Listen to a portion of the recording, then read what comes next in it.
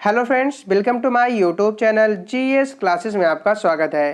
Friends, आज हम अपने इस वीडियो में TGT PGT sociology practice set number 103 को सॉल्व करेंगे। ये प्रैक्टिस सेट बिल्कुल ही सिलेबस के अकॉर्डिंग तैयार किया गया है, जिसमें हमने पिछले 15 से 20 सालों में पूछे गए एग्जाम, चाहे वह टीजीटी हो या पीजीटी, असिस्टेंट प्रोफेसर हो या यूजीसी नेट जेआरएफ आदि एग्जाम में पूछे गए क्वेश्चंस को इस वीडियो में शामिल किया गया है। तो वीडियो को पूरा देखिएगा और हाँ, अगर आपको वीडियो पसंद आए वीडियो को लाइक ज़रूर कर दीजिएगा और साथ ही साथ प्रैक्टिस सेट को सॉल्व करने के बाद कमेंट बॉक्स में कमेंट करके ये जरूर बताइएगा कि आज के प्रैक्टिस सेट में आपके टोटल कितने क्वेश्चन सही हुए। तो चलिए सॉल्व करते हैं आज के हमारे प्रैक्टिस सेट नंबर 103 के क्वेश्चन नंबर 1 को।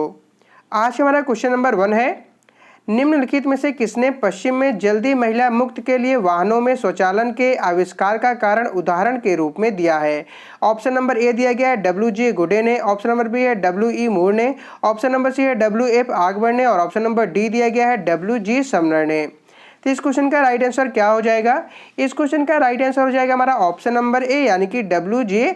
गुडे ने। विलियम जे गुडे ने महिला मुक्त के लिए वाहनों के स्वचालन को एक कारण माना है। तो क्वेश्चन का राइट आंसर होगा ऑप्शन नंबर ए।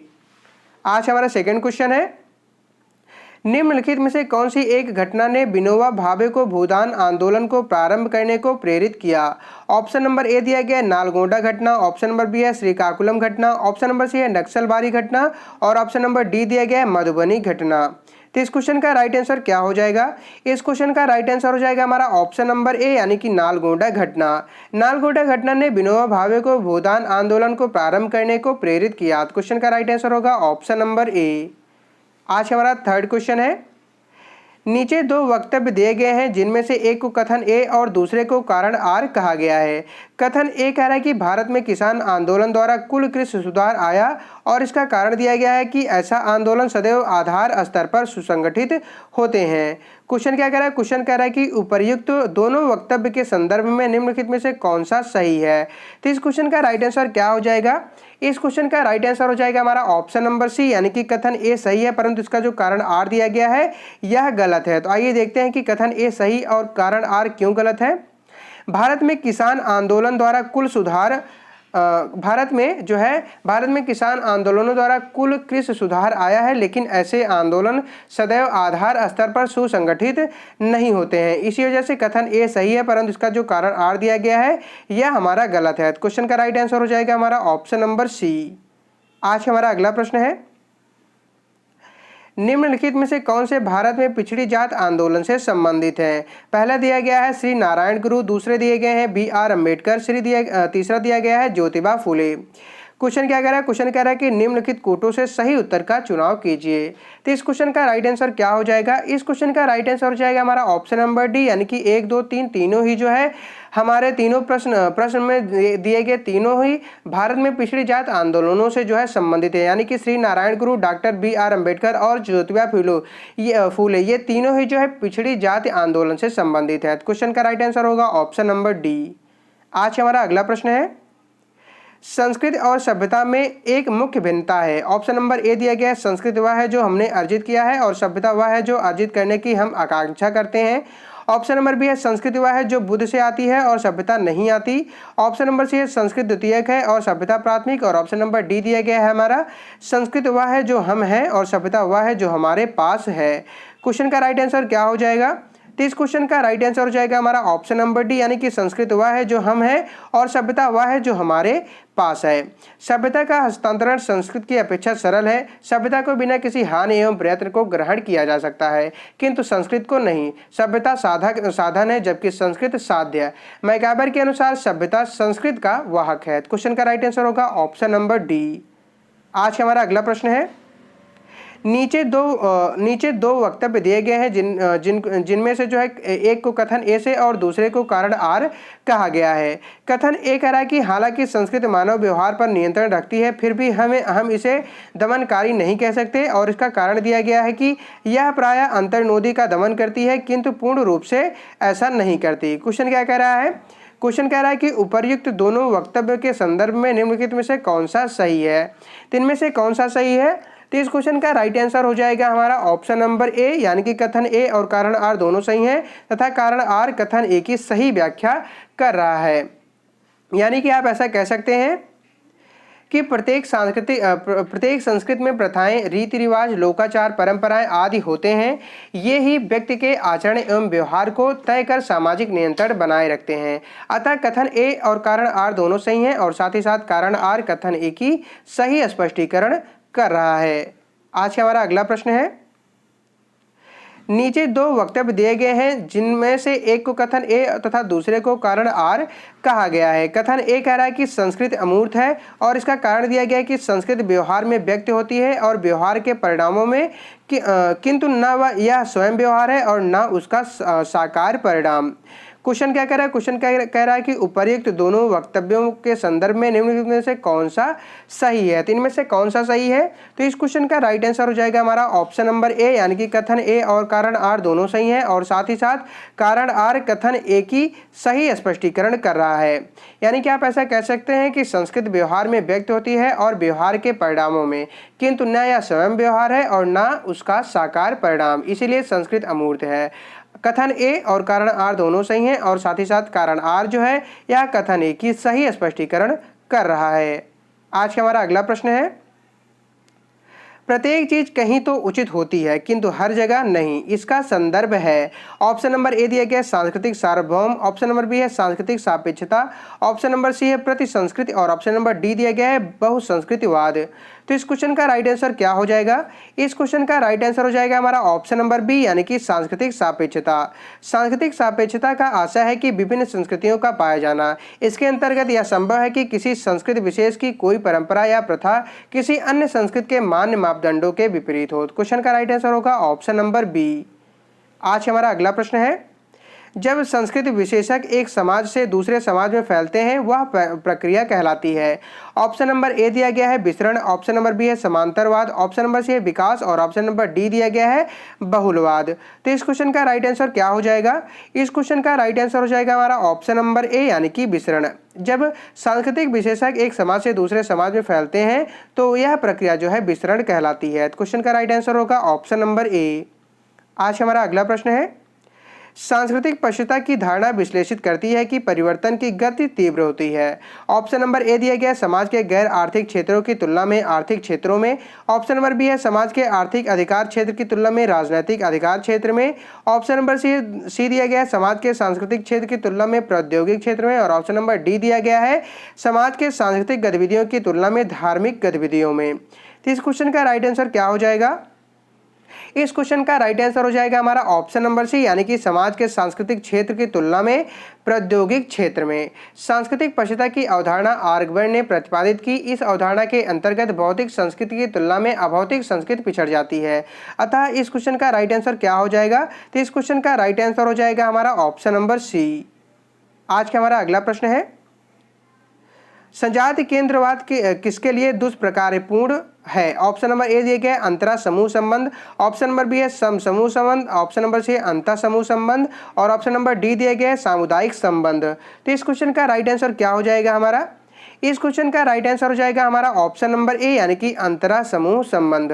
संजाति केंद्रवाद अंतरा समूह संबंध के लिए दुष्प्रकार्यपूर्ण है। क्वेश्चन का राइट आंसर होगा ऑप्शन नंबर ए। फ्रेंड्स, उम्मीद करता हूं कि आपको वीडियो पसंद आ रहा होगा। यदि आपको वीडियो पसंद आ रहा है तो प्लीज़ आप वीडियो को लाइक कर दें और यदि आप इस वीडियो के पीडीएफ को डाउनलोड करना चाहते हैं तो आप हमारे टेलीग्राम चैनल को ज्वाइन कर सकते हैं। वहाँ पे अभी तक प्रोवाइड किए गए टोटल 102 प्रैक्टिस सेट के जो पीडीएफ हैं वे अवेलेबल हैं, जिसे आप वहाँ से डाउनलोड कर सकते हैं।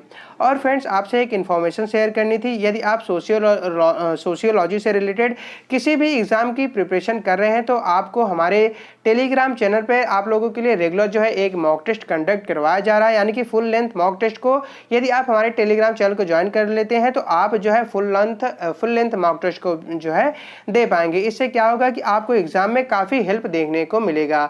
तो आप लोग टेलीग्राम चैनल को जरूर ज्वाइन कर लें, वहाँ से आपको काफ़ी अच्छे question, mock test, quiz test आदि इत्यादि जो है करवाया जाता है। टेलीग्राम चैनल का लिंक वीडियो के डिस्क्रिप्शन बॉक्स में प्रोवाइड करा दिया गया है, जहां से आप ज्वाइन कर सकते हैं। चलिए सॉल्व करते हैं आज के हमारे अगले प्रश्न को।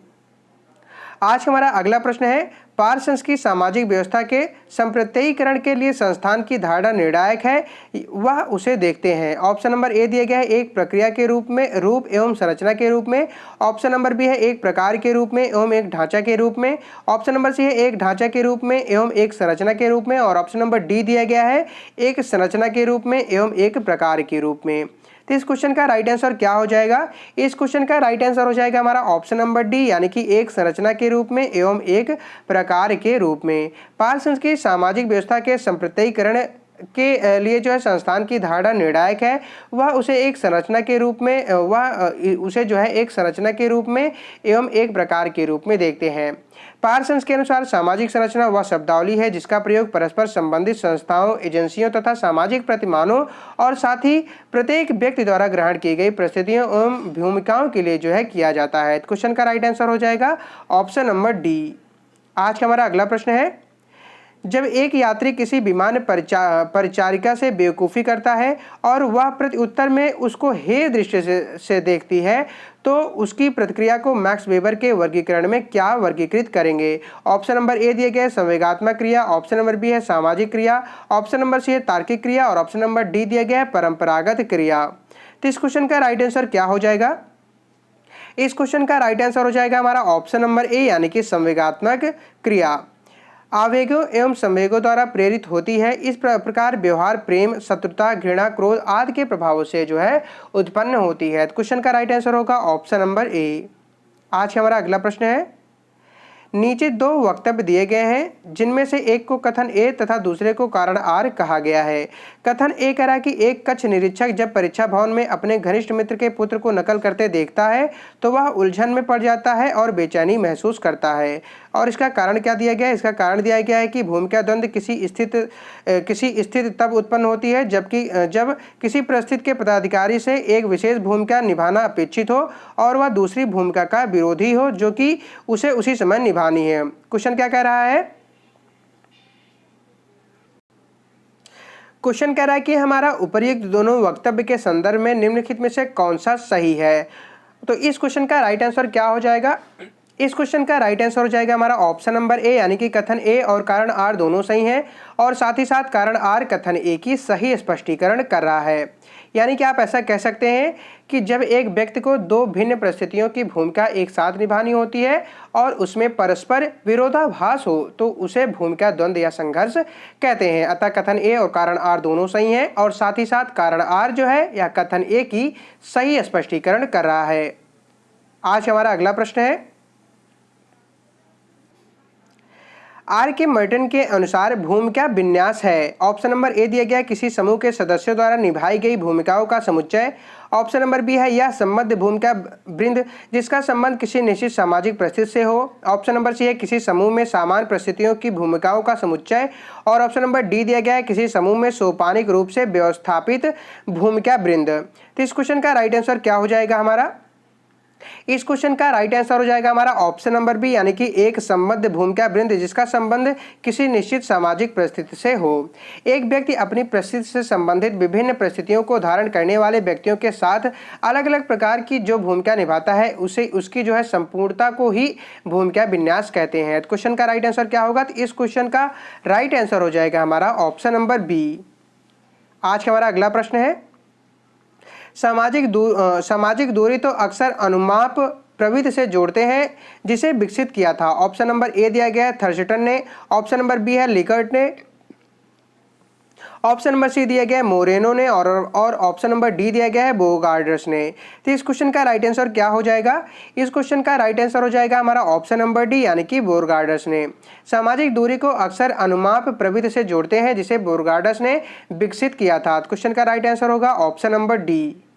आज हमारा अगला प्रश्न है, निम्नलिखित का सही क्रम क्या है? पहला दिया गया है कृषि प्रधान समाज, दूसरा दिया गया है आखेट जीवी और खाद्य संग्राहक समाज, ऑप्शन नंबर सी है उद्योग प्रधान समाज और ऑप्शन नंबर डी दिया गया है हमारा उद्यान प्रधान समाज।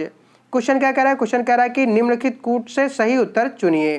तो इस क्वेश्चन का राइट आंसर क्या हो जाएगा? इस क्वेश्चन का राइट आंसर हो जाएगा हमारा ऑप्शन नंबर ए, यानी कि आखेट जीवी और खाद्य संग्राहक समाज, उद्यान प्रधान समाज, कृषि प्रधान समाज, उसके बाद लास्ट में उद्योग प्रधान समाज। समाज की पहली अवस्था आखेट जीवी और खाद्य संकलन थी। दूसरी अवस्था में बागवानी समाज, तीसरी अवस्था में जो है कृषि प्रधान समाज तथा चतुर्थ अवस्था में उद्योग प्रधान समाज का जो है विकास हुआ है। क्वेश्चन का राइट आंसर हो जाएगा ऑप्शन नंबर ए। आज का हमारा अगला प्रश्न है, एक समाज को जब सामाजिक गतिशीलता की रुकावटों की अनुपस्थिति से विशेषीकृत किया जाता है तो उसे कहते हैं। ऑप्शन नंबर ए दिया गया है आदर्श समाज, ऑप्शन नंबर बी है गतिशीलता समाज, ऑप्शन नंबर सी है बंद समाज और ऑप्शन नंबर डी दिया गया है खुला समाज। तो इस क्वेश्चन का राइट आंसर क्या हो जाएगा?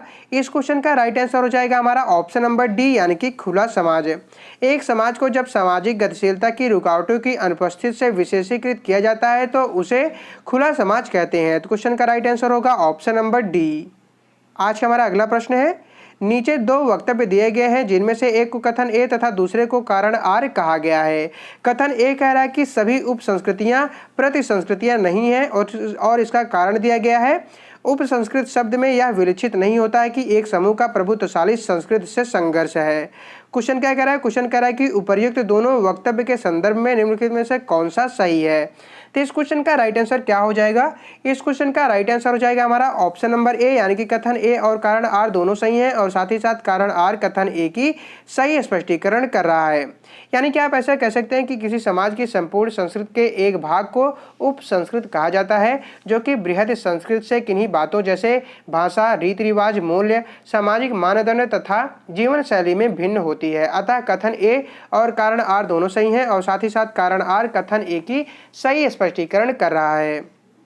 आज हमारा अगला प्रश्न है, नीचे दो वक्तव्य दिए गए हैं जिनमें से एक को कथन ए तथा दूसरे को कारण आर कहा गया है। कथन ए कह रहा है कि सभी समूह सामाजिक संबंध होते हैं किंतु सभी सामाजिक संबंध समूह नहीं होते और इसका कारण दिया गया है कि एक समूह के सदस्यों में सामान्य लक्षण की प्राप्ति के लिए कुछ अंश तक सहयोग होता है। क्वेश्चन क्या कह रहा है? क्वेश्चन कह रहा है कि उपर्युक्त दोनों वक्तव्य के संदर्भ में निम्नलिखित में से कौन सा सही है। तो इस क्वेश्चन का राइट आंसर हो जाएगा हमारा ऑप्शन नंबर ए यानी कि कथन ए और कारण आर दोनों सही हैं और साथ ही साथ कारण आर जो है यह कथन ए की सही स्पष्टीकरण कर रहा है। यानी कि आप ऐसा कह सकते हैं कि चूंकि समूह का निर्माण सामाजिक संबंधों की अंतःक्रिया द्वारा होता है किंतु सामाजिक संबंध अमूर्त प्रत्यय हैं, अतएव ये यथार्थ रूप से प्रकट नहीं हो सकते। अतः समूह में हम की भावना भी पाई जाती है।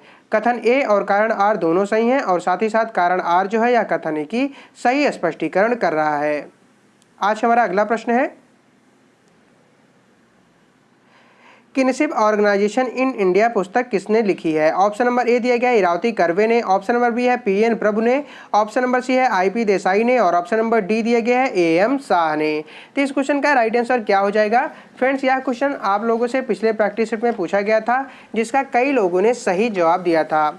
इस क्वेश्चन का सही जवाब दिया था कोमल यादव ने, छोटू भाई ने, विनीशा दुबे ने, सीपी चौहान, अंकुश पांडे, अमिता तिवारी, राधेश्याम कुमार, मनोज कुमार, आदिति सिंह, शिवा गुप्ता, निक चौधरी, कल्पना सिंह, परमेंद्रा राय, वीरेंद्र शर्मा, राजपूत सैनी, अनामिका गुप्ता, माही शर्मा, रीतू पांडे, विनोद शाह, वैभव शर्मा, आकांक्षी सिंह, सुमन यादव, अंजू पांडे, पूनम सैनी, मैथमेटिक टीचर, डॉली कुशवाहा, पूजा जायसवाल, प्रवीण बेगम, रुपेश द्विवेदी, रेखा राठौर, उपमा सिंह, अर्चना श्रीवास्तव, जयप्रकाश शर्मा, आराध्या जायसवाल, सोनी तिवारी, संध्या मिश्रा, सुशील कुमार, अंकिता वर्मा, शिखा सुरी, ज्योति गुप्ता, नेहा सिंह, राकेश बाबू, पिंकी मौर्य, आकांक्षा श्रीवास्तव, रानू राज वर्मा, सुधा यादव, काजल राजपूत, डब्लू कुमार, पूनम शर्मा, निमिषा वर्मा, पूजा गुप्ता, अनमोल आर्या, प्रेम बंधनी गुप्ता, शालिनी मिश्रा, राजेंद्र यादव, अनुज कुमार, हर्षवर्धन, अर्चना कुमारी, अंजलि शर्मा, आरती मिश्रा, रीता भास्कर, वंदना मिश्रा, कृष्ण कुमार मिश्र,